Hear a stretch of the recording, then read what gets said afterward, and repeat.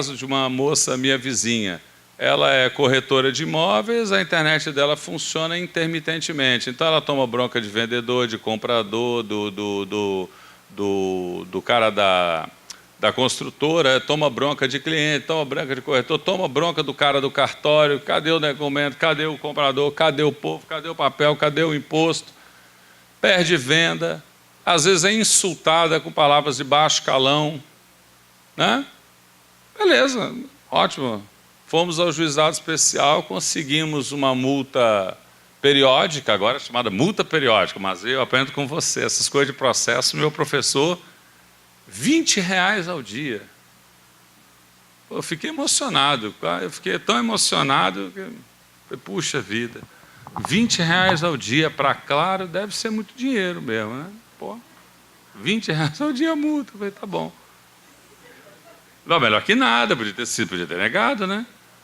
Aí depois, a multa foi cancelada, semana passada. Ela me contou. Por que a multa foi cancelada? Porque precisa de uma cognição exauriente, porque usar a internet não é só uma questão técnica, tem que saber se a pessoa está usando. Essa pessoa é arquiteta, é engenheira, tem mestrado, doutorado, estudou na Itália. Acho que ela sabe usar um celular, não sabe? Eu conheço gente com bem menos grau cultural que sabe usar um celular. Eu, por exemplo, nunca estudei na Itália, né? E sei usar um celular. Né? Bom, foi cancelada a multa, vamos para a cognição exauriente, doutor Mazei. Vamos exaurir as possibilidades. No fim, vai dar R$4.000 de dano moral, aposto com você, e não vai indenizar os clientes que, porventura, ela perdeu. Não vai indenizar. Alguém duvida? Levante a mão, por favor. Pessoal, deixa eu botar óculos, que eu só vejo, a partir da primeira fila, eu só vejo por nublagem, mas eu preciso ler aqui. Alguém levantou a mão que vai ser 4.000 ou 5.000 por dano moral e não vai indenizar os possíveis clientes perdidos? Não vai ter lucro cessante? Alguém duvida? Ninguém? Nesse tanto de gente? Ah, bom. Então, eu pensei que então está causando estranheza em mim, professor Mazei. Acho que eu fiquei muito tempo recluso na universidade achando que existiam aquelas teses que a gente estudava em livro. Eu acreditei nos livros, que nem o seu Saraiva lá do programa antigo do Chico Anísio, né? Eu acreditei, né? Era o Jô com o Chico Anísio, você lembra? Eu acreditei, né? No fim não vai ganhar nada. Resultado da história, a Claro já reconhece a sua culpa e chega na audiência propondo R$2.000 a título de acordo, diz que apertando chega a 3. Eu disse para ela, você devia ter aceitado. Ela falou, o advogado disse para eu aceitar, mas eu não quis não, que eu achei o insulto. Eu falei, então vai esperar. Quando é que é a próxima audiência? Acho que é abril do ano que vem. Eu falei, uau, tá bom. Bom, mas tá tudo bem. O Barroso vai me xingar, meu parente. Não é meu parente, não é só de nome. Meu parente. Vai me xingar, eu vou ser o Gilmar Mendes dele hoje. Mas podia ser no Rio, que é pior, né? Que o juiz manda citar em março e a citação sai em novembro. Em março do outro ano, o freguês recebe o oficial de justiça. Está nessa contagem. Eu não estou defendendo o Gilmar Mendes, não, mas que ele ontem ficou zangado à toa. Ficou, porque é verdade o que o outro falou. Entendeu? E eu estou querendo te dizer que é daí para pior. O que eu estou querendo dizer para todo mundo aqui? Que não há reparação integral no Brasil. Não há reparação integral no Brasil. E por que esse assunto se torna sério, pessoal? Esse assunto se torna sério porque as lesões são diárias, são repetitivas, são reiteradas. A pessoa humana é lesada em todos os seus aspectos, todos os dias, e não há uma reparação integral. A não ser que você entenda por reparação integral apenas receber uma indenização quando eram cabíveis 2, 3, 4 dimensões reparatórias numa mesma situação jurídica. Não é verdade?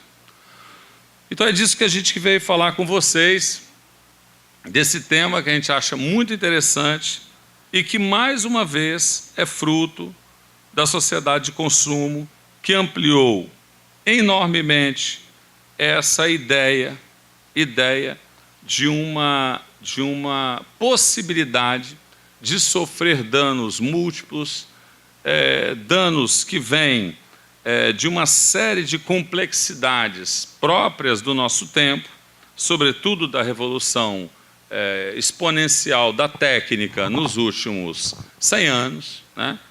Nós vivenciamos uma uma revolução técnica nos últimos 100 anos que a humanidade não experimentou em todas as eras que viveu até o presente momento, né?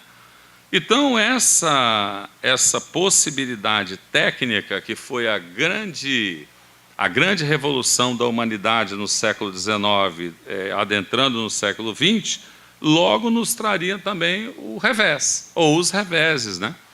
E esse é o problema em cima do qual a gente gostaria de trabalhar. Sobretudo porque, a partir dos anos 50, mais ou menos, nos Estados Unidos, e sobretudo a partir do final dos anos 70 e início dos 80 no Brasil, o consumo assumiria um papel chave no modo de vida social dos nossos modelos e estruturas de comunidade, né? E no Brasil, especificamente, ele assume esse papel de uma sociedade que passa de uma sociedade de produtores, né? Quer dizer, uma sociedade de produtores, se entende aquela sociedade que é baseada especificamente no trabalho, para um modelo de sociedade que é baseada no consumo, ou seja, que tem o consumo como papel-chave do seu desenvolvimento econômico e social. O consumo, ele se tornou na nossa vida aquilo que o trabalho era na sociedade agrária, ou seja, daquilo que foi de Roma até a segunda Revolução Industrial, nós temos hoje o consumo intermediando relações interpessoais, né? Nós temos o consumo intermediando necessidades, desejos, nós temos o consumo mediando a felicidade, né? E o pior, uma felicidade que é terrena, não mais uma felicidade eterna, né?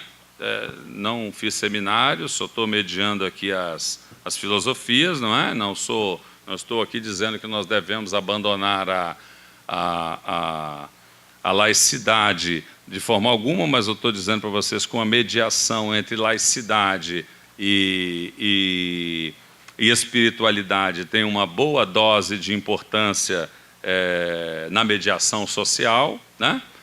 E o esforço para atender essas demandas de mercado são cada vez mais crescentes e, é óbvio, o risco industrial e o risco pós-consumo inerente a isso também é enorme. Muito bem. Como que a responsabilidade civil foi talhada? Ela foi talhada pensando em riscos em que a previsibilidade era inerente à coisa. E não é essa mais a nossa mentalidade. E nem é essa a nossa realidade, que é o mais importante de tudo. Na nossa realidade hoje, a imprevisibilidade não é mais inerente. A previsibilidade não é mais inerente. Nós passamos a uma imprevisibilidade constante. Então você, quando comprou um automóvel em 1930, 40 e 50, claro que você tinha um risco de acidente, é óbvio. Mas hoje o risco de acidente é muito maior.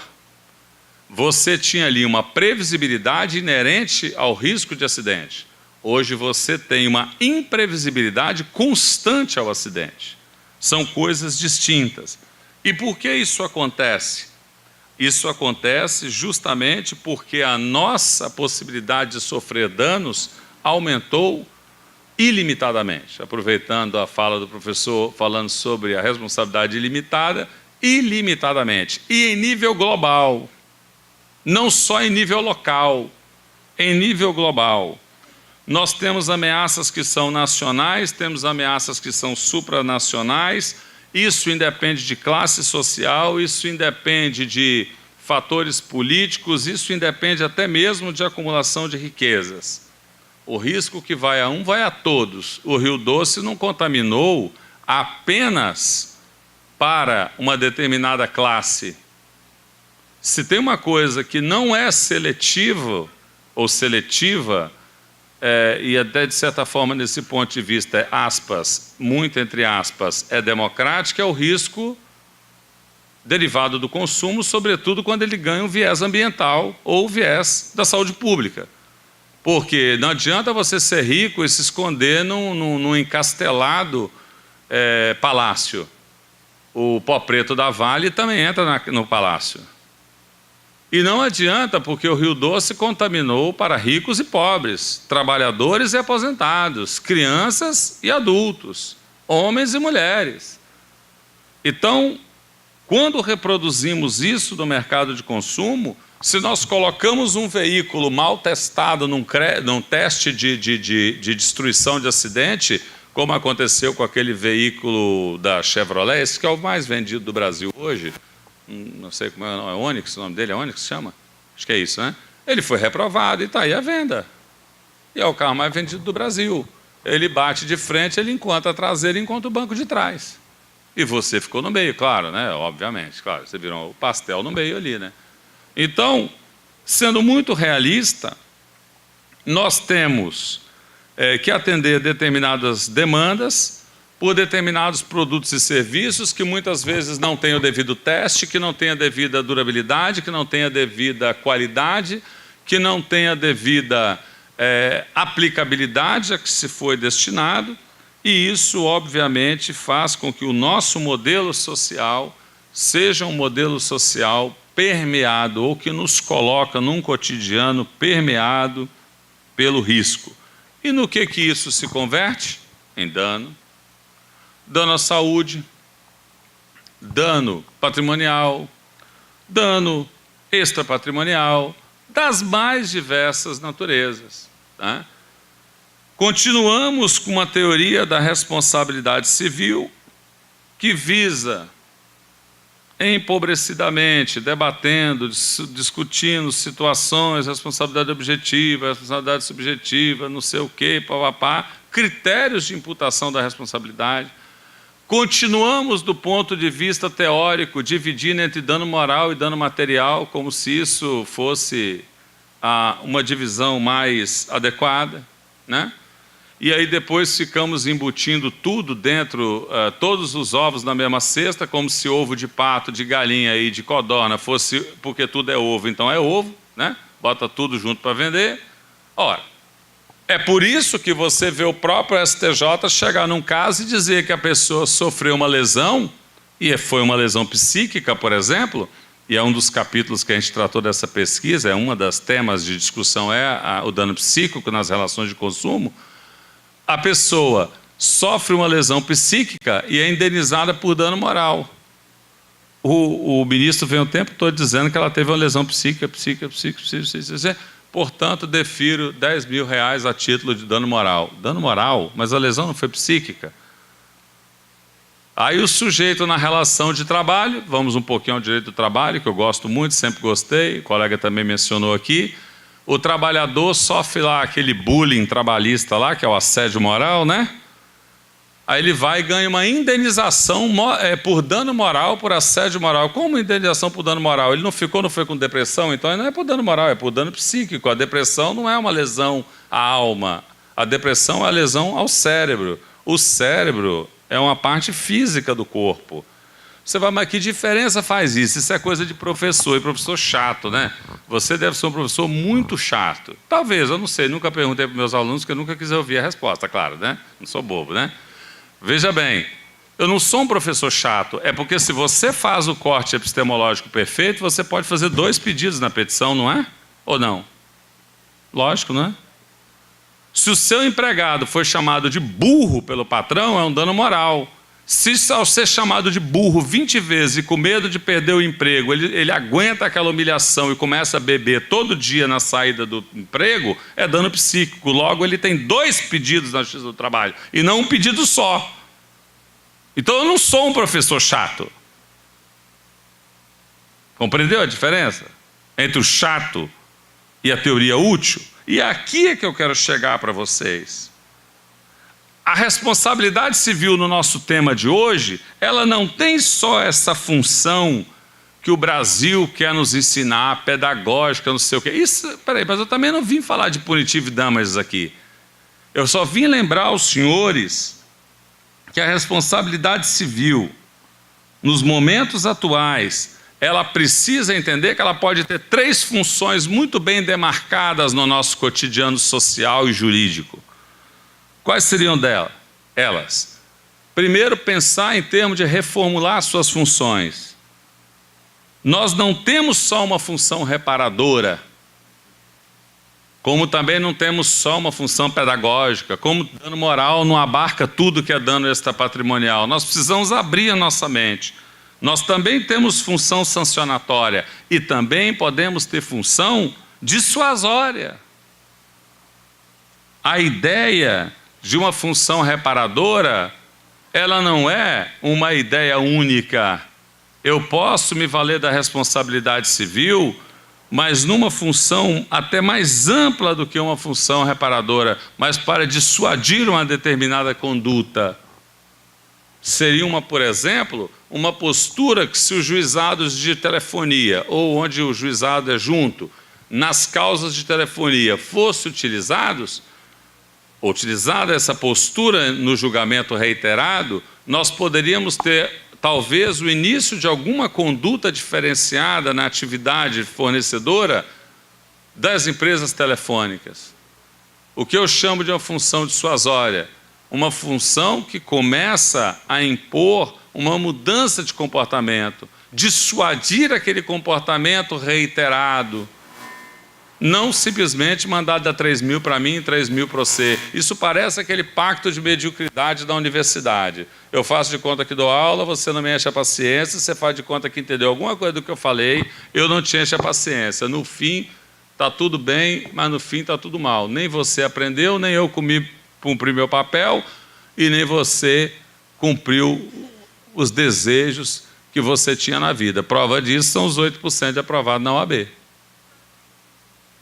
Não é verdade? É um pacto de mediocridade, estou mentindo? Existe pacto de mediocridade na teoria jurídica também? Existe, ué.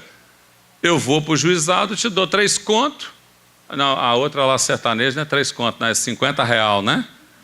Toma aqui teus R$50, não é assim que ela fala? E é no singular ainda, né? Toma aqui teus R$50, depois você volta. Volta para quê? Agora é a Casas Bahia, daqui a pouco é outra empresa de telefonia, depois é a NET, depois é a Excelsa, depois é sei lá quem. E eu vou virando aquele litigante ali. De vez em quando eu passo lá. Já tem gente, foi feito um estudo por uma aluna do mestrado da UFES, que o cara já teve quase 25 ações no juizado especial. Quase todo ano ele entra com 2. Ele já aprendeu. Deu um probleminha na lanchonete juizado. Ele já sabe que ele sai pelo menos com 1.000. Entendeu? Tudo bem, eu não vou aplicar a função dissuasória numa primeira conduta, filha única de mãe solteira que morreu no parto. Concorda comigo? Numa conduta única, mas numa conduta reiterada. Segunda questão. Temos que esmaecer cada vez mais a ideia de subjetividade como critério de valoração da responsabilidade civil. Aqui, cá para nós, não que eu ache a responsabilidade objetiva grande coisa não, está deixando bem claro para vocês, porque ela tira a culpa, mas não trabalha o problema principal hoje, que é o do nexo causal. O nosso grande problema hoje não é a culpa, mais do que ele é o nexo causal, né, professor Mazei? 15 teorias são aplicadas hoje, pelo menos no direito ocidental, de uma forma mais ou menos reiterada, sobre responsabilidade civil, em matéria de nexo causal. Quantas delas prestam in totum? Nenhuma. Quantas delas passam no teste lá de acidente lá nos Estados Unidos? Nenhuma. Né? Desde as mais esdrúxulas lá, que autoriza o cara a processar por traição até o fabricante do colchão do motel, né? Permite? Tem, claro. Até as mais aparentemente certinhas. Mas você continua enquadrado no nexo causal. Eu gostaria de saber como é que você vai provar nexo causal entre as ocorrências respiratórias de Vitória e de Curitiba. Em Curitiba é por causa do frio, né? E a variação de temperatura. E em Vitória? O que tem em Vitória para dar tanto problema respiratório em criança e em idoso? Eu não sei, lá não tem variação de temperatura. Eu realmente não sei. Talvez seja ácaro, aquele bichinho que entra no guarda-roupa, come a roupa da gente e depois a roupa não entra na gente. Conhece o ácaro? Aquela roupa que quando não serve é o ácaro, você sabe, né? Que atacou o guarda-roupa. Não foi a gente que comeu muito, não, foi o ácaro. Pois é, tem alguma coisa estranha. Vem cá, por que Goiânia tem o maior número de câncer de estômago junto com o Rio Grande do Sul? Teve um acidente do César 137 em Goiânia, não teve? Há uns 30 anos. E no Rio Grande do Sul tem o quê? Churrasco, bom chimarrão, fandango. Como é que é o resto da música? Esqueci o resto da música. É disso que o povo gosta, é isso que o povo quer. Tá vendo? O povo quer e depois câncer intestinal. Lógico, o povo no Rio Grande do Sul come de carne o que o cearense come de peixe por ano. Onde é que tem o menor índice de câncer de estômago e de intestino no Brasil? Ceará. Onde tem o maior do Brasil? Rio Grande do Sul, como eles falam. E ainda joga o chimarrão quente por cima que passa e dá um câncerzinho de esôfago só para aproveitar a metástase. Nossa, sim, aproveitar e ter metástase, para que dar trabalho para o médico à toa, né, companheiro? Para quê, né? Já vai com algo mais grave. Meus amigos, eu estou querendo lhe mostrar que não tem por acaso. Se você é uma pessoa assim muito transcendental, aquela coisa seguinte, eu sou uma pessoa bem terrena, apesar de ter começando a falar de espiritualidade. Eu sou uma pessoa bem terrena, aliás, uma pessoa tão terrena que queria até ser um pouco menos terrena. Mas eu vou lhe ligar uma coisa, eu também não sou adepto de teorias da conspiração, não. Eu não sei se foi os Estados Unidos que derrubou o próprio World Trade Center, mas uma coisa eu sei.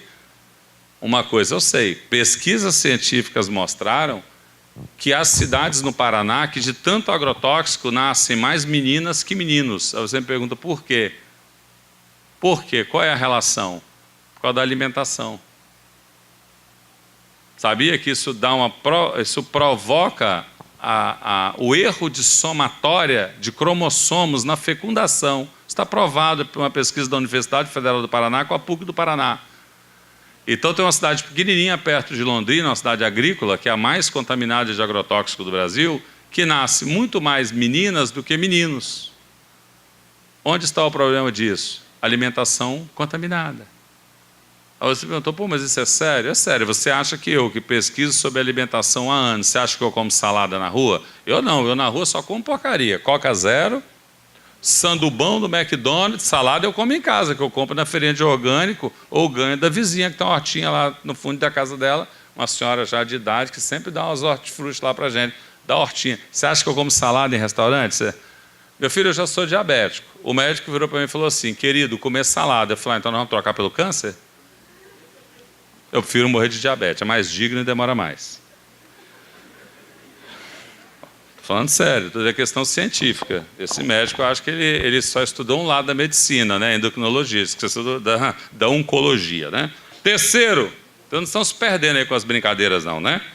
Terceiro, perda de efetividade em alcançar a devida reparação à vítima. Então essas três coisas que a gente tem que olhar.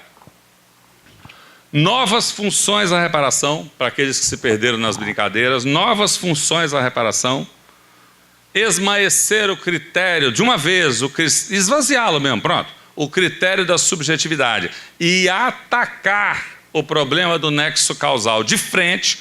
Esse é um problema hoje mais acadêmico, mas que nós já podemos começar a trabalhá-lo na prática, porque vai ser impossível você arrumar uma solução para esse problema, ou esses vários problemas, porque o gaúcho não vai deixar de comer carne, porque isso é histórico e é cultural, também porque o gaúcho não tem peixe na quantidade que o cearense tem, porque ele não tem nem jangada, e apesar de ter mar, o mar dele não tem as mesmas condições de pesca, então ele vai comer carne. A quem eu vou botar a culpa? Só se for no meu parente do meio. Você conhece meu parente do meio? O Abreu. Se ele não paga, nem eu. Entendeu? E a terceira, a perda de efetividade na reparação da vítima, que tem sido cada dia pior, seja por isso tudo, ou seja por aquilo que o nosso querido colega e amigo Luciano Gang, que vai falar em seguida, nos colocava durante a viagem. Porque eu só estou falando de problemas teórico-práticos, mas ainda tem um problema depois, a morosidade da justiça, a execução. Aí nós nem vamos entrar no problema cotidiano. Eu só estou falando dos problemas teóricos. Ainda depois vem os problemas operacionais, né, professor Luciano? Que aí eu nem vou entrar nesse, porque senão nós vamos fazer processo de suicídio coletivo aqui nesse auditório hoje, né? Nada disso, por favor, né? Bom, eu tenho quanto tempo? Mais 10 minutos? 5? Quantos minutos são, por favor? Esqueci. Alguém está marcando? Já deu? Então, terminarei em 5 minutos apenas com... Porque a minha mensagem eu já passei. Eu quero terminar mostrando para vocês que são colegas advogados, o que isso acontece na realidade agora, para mostrar que teoria não é coisa que a gente fica falando só para aparecer, que o sujeito fica estudando e que isso não tem prática nenhuma e que isso é inútil. Vou te mostrar a prática disso. Vamos lá. Vou lhe mostrar aqui. Entendimento do Superior Tribunal de Justiça no ano de 2014. Tá? No recurso especial, se quiserem anotar, 130.6167, lá, ó, falando do Rio Grande do Sul, lá do Rio Grande do Sul, 130.6167. Ele constatou danos originários de fato do produto e posicionou-se de maneira a deferir valores pecuniários a título de dano estético. Sabe como é que foi que o STJ julgou esse dano estético nesse RESP? Sabe como é que foi? Com o nome de dano moral. Ou seja, ele ignorou o dano estético que já é tratado no Brasil há pelo menos 2 décadas, né, Mazei, por aquela obra clássica ainda da professora Teresa Ancona, uma obra, pô, que o negócio é mais do que difundido, que tribunais já aplicam por aí, né, em acidente de trabalho há anos, há décadas, para dizer a verdade, pelo menos 2 décadas. Eu já ouvia isso do tempo da faculdade, quando eu fazia estágio em direito trabalhista, que o cara sofreu um acidente de trabalho, e naquela época o cara ainda tinha que ir só para a justiça comum, né, no acidente de trabalho. O STJ me chega em 2014. Eu peguei como emblemático isso aí, trouxe o nome para você, para dizer que isso é dano moral. Pô, eu perdi um braço no acidente de trabalho, o dano é moral. Não estou dizendo que não há dano moral. Eu estou dizendo é que chamar isso de dano moral, então no mínimo tem 2 danos, o estético e o moral, e um é diferente do outro. Mais um. Minas Gerais, minha terra. RESP 115, anota aí para vocês lerem em casa, é bem legal, ou no escritório, uma hora de folga. RESP 115, 9867. Foi um agravo regimental em recurso especial. Também deu dano moral para o sujeito, pela violação da sua integridade psíquica como consumidor. Sim, nesse caso o consumidor sofreu uma lesão psíquica na relação de consumo, que eu não vou entrar no caso, vocês vão ler a história. Aí o dano moral foi deferido a esse sujeito. Bom, ainda bem que foi deferido. Eu sempre tenho hipótese pior, poderia ter sido indeferido, né? Mas vem cá, ele sofreu uma lesão psíquica. Vamos supor, um exemplo. Ele começou a beber porque ele é humilhado pelo patrão. Isso é dano psíquico. Ué, Lucas, mas a mente é subjetiva. Querido, a mente é. Os processos do cérebro, não. O cérebro é uma peça, igual o coração, igual o intestino, igual o fígado, igual o estômago. Lesão ao cérebro é lesão física, não é psíquica. Lesão psíquica é lesão ao comportamento, à estima e à colocação da pessoa no mundo. E não é honra, não confunda com a honra, que é a sua imagem, refletida e autoimagem. Tem nada a ver uma coisa com a outra. Um negócio totalmente fora do eixo. E é isso que eu vim lhe chamar a atenção. Por isso as reparações nunca são integrais. Porque ora o valor é baixo, ora o nexo causal levado à extrema atrapalha, ora o problema do aviltamento da indenização, ora o problema do corte epistemológico do que estamos falando. Conclusões propositivas. São 6. 1. Foco na vítima. Tira o foco do fato, foco na vítima. Qual foi o real dano, a real lesão que ela sofreu? Participou ou não do evento? Deu causa ou não? Contribuiu para o evento ou não? Foco na vítima, não foco no fato. 2. Pressuposto ético não na reparação, não na indenização, principalmente, que tem natureza pecuniária, mas pressuposto ético na reparação daquela pessoa para que ela se sinta novamente restaurada, ou seja, foco na alteridade, ou seja, foco na visão do outro, ver o outro. Não é num acidente automobilístico, num atropelamento, você olhar para o fato e ficar olhando como é que o fato aconteceu. Também, mas ao mesmo tempo ver que debaixo do carro tem uma pessoa, morta ou viva tem uma pessoa. Não é ficar, olha, excelência, mas então o carro bateu na posição Y, a velocidade era tal. Meu filho, tem uma pessoa ali. Isso é igual quando o advogado começa a discutir tanto processo no julgamento que ele esquece que tem uma causa de julgamento dentro do processo. Né? Ah, mas o meu agravo, não sei o quê, mas o requisito tal. Peraí, calma um minutinho. Depois de visto tudo isso, tem que lembrar que tem um apartamento, tem uma casa, tem uma herança, tem qualquer coisa aí. A gente precisa discutir isso também. Claro, exceto se o cara entrou com recurso fora do prazo, não tem jeito, né? Enfim. Depois é outra discussão e o professor Mazei faz essa discussão 1000 vezes melhor com vocês do que a minha pessoa. Terceiro, rompimento definitivo com a ideia de culpa e também esquecer esse negócio de dolo. Mas é rompimento definitivo. Deixa esse negócio de culpa e dolo para juiz penal. Isso é negócio para direito penal. Esquece. Nós somos consumeristas e civilistas. Esquece isso. Acabar com isso. Esquece. Não tem culpa, não tem dolo. Tem fato, tem risco. Tem uma sociedade aí fora que eu pego um refrigerante ali e ele pode estar com uma bactéria que instala no meu fígado. Eu nem volto aqui nem para vocês contarem história mais nenhuma para mim. É isso. De simples refrigerante que você tomou. Inocentemente numa cantina. É isso que pode acontecer. Ah, isso não vai acontecer comigo. Tomara. 4. Substituição do nexo causal por uma visão ampla da circunstância que causou o dano. Isso foi uma discussão ampla que eu tive com um amigo na tese de doutorado dele e que nós acabamos concluindo que o nome disso seria visão na circunstância danosa, quer dizer, na circunstância que gerou o dano. Visão ampla. Olha, naquele acidente, olha para o carro, olha para o vento, para a estrada, para o buraco, para a vítima, se ela era idosa, se ela enxergava bem, se ela estava bêbada, se a estrada tinha buraco.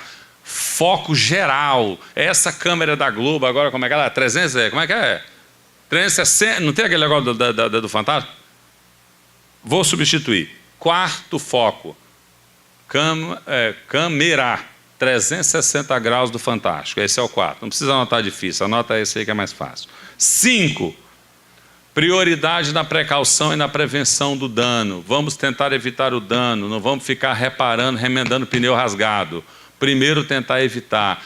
O nosso papel como advogado também tem que ser de evitar acidentes, evitar danos, evitar traumas, evitar processos. Todos nós já sabemos que o caminho mais traumático do direito é o processo.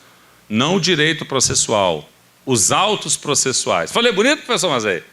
Passei na prova de processo? Muito bem. Os autos, aquele conjunto vergonhosamente grosso de papel. Esse é o nosso problema. Esse é o nosso problema.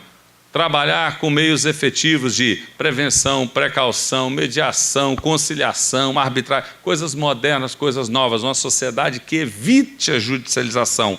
5º e último, mitigar as excludentes de responsabilidade ao máximo. Aí eu estou falando em matéria de consumo, restrições ao direito civil, tem que aplicar, nós estamos falando de direito do consumidor hoje, cautela com o direito civil, porque como o próprio professor colocou, muito bem colocado, uma coisa é você falar do artigo 50 do Código Civil em matéria de desconsideração, outra coisa é você falar do 28 do CDC, né? A César o que é de César, ao povo o que é do povo, cada um na medida da matéria, cada matéria tem um espírito, você não vai aplicar o espírito integral do direito do consumidor ao direito civil, né?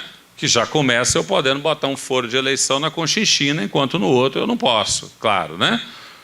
Então, meus amigos, por essas razões todas é que a gente propõe a vocês que é hora de pensar numa reflexão e numa transição paradigmática sobre como indenizar e ser indenizado. A ideia de uma reparação integral é uma ideia que ela é urgente, né, e que surgiu diante dos nossos olhos numa sociedade consumista, consumerista, produtora de riscos cotidianos, onde nós não sabemos quem será a próxima vítima. Lembra da próxima vítima? Muito bem.